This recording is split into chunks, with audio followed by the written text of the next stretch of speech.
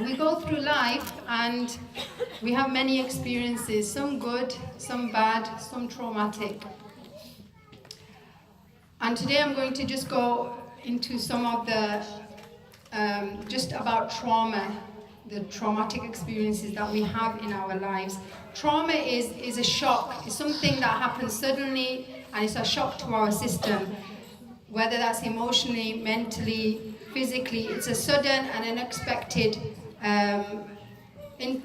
circumstance or situation that arises, and we've not really had time to mentally prepare for it. So any and all experiences can be traumatic. What might be traumatic for me might not be traumatic for Shabana. What might be traumatic for a 5-year-old might not be traumatic for an adult.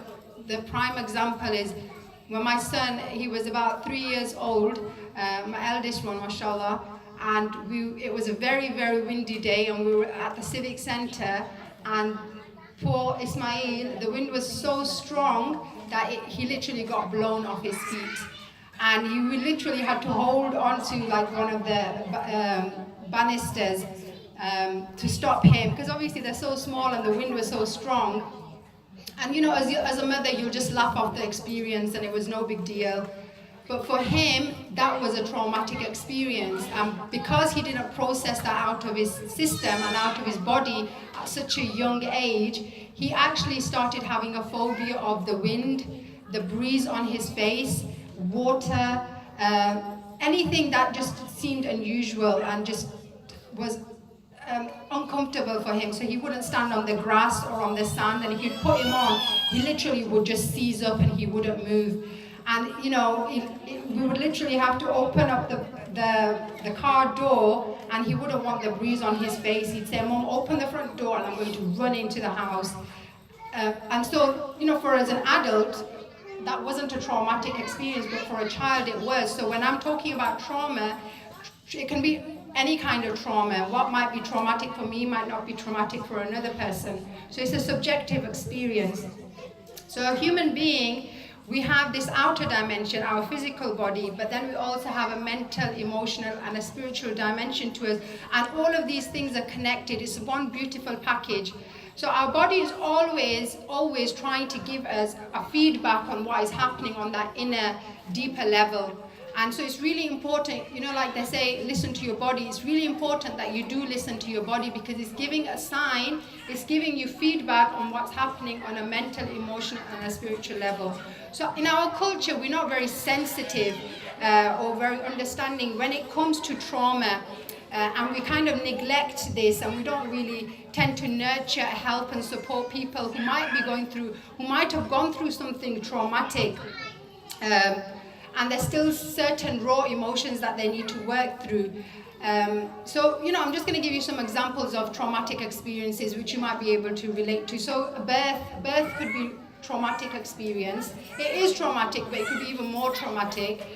Death, you know, death of a loved one is a traumatic experience, especially when you haven't had the time to mentally prepare for it.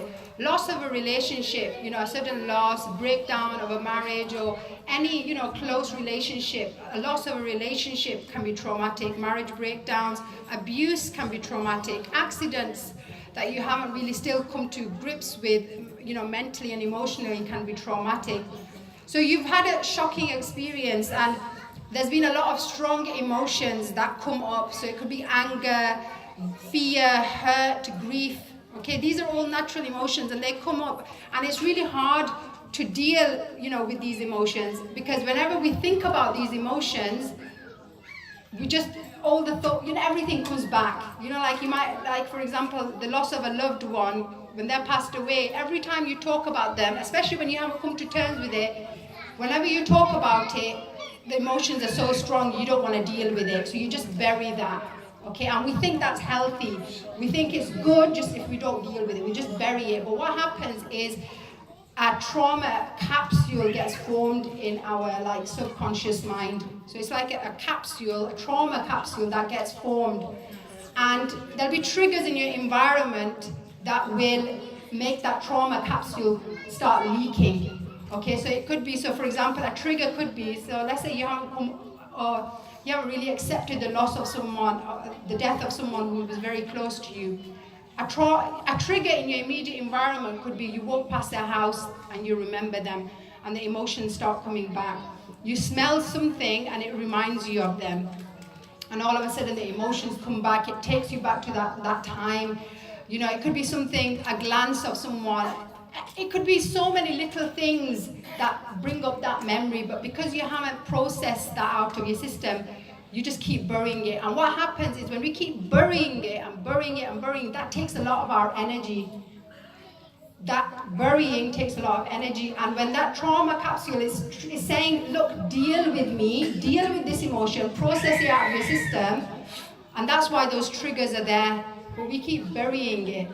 And that's not healthy for us, because that burying, which takes up so much energy, will actually start showing up in other ways. So for example, you might start suffering from depression, you might start having a physical ailment, and you might think it's got absolutely no connection to that experience, but it's actually got a connection to that traumatic experience that you haven't processed, you haven't been able to express, you haven't got it out of your system. Okay, sometimes people confuse this with, does that mean I'm supposed to forget about the person? Am I not supposed to get emotional? There's a difference. One, when you get emotional, you've still got that emotional attachment, which is actually detrimental to you. Okay, one's crying, but one is another kind of a burden that we feel, and we feel heavy and we feel exhausted when we've talked about that person or spoken about that person or thought about that person. So it's really important, and this is from tazkiyatun nafs, purification of ourselves. You know, this is the self practice that we need to process these emotions out of our system so that we can talk about that experience, but there's that, you know, the emotional charge is no longer there. So it doesn't literally, we're not exhausted from that experience, we're not so emotionally overcome with thinking about it. And I think in our culture, we, especially as women, we go through so many traumatic experiences, and we're just meant to be strong and battle ahead with it. But it's really important that if you haven't dealt with that emotion, find someone to help you. This is why therapy is really important. We attach these taboos to therapy, thinking, oh God, does that mean I'm mental? Everybody needs mental support every now and again. Get it out of your system, process it out of your system so you can get on with your life.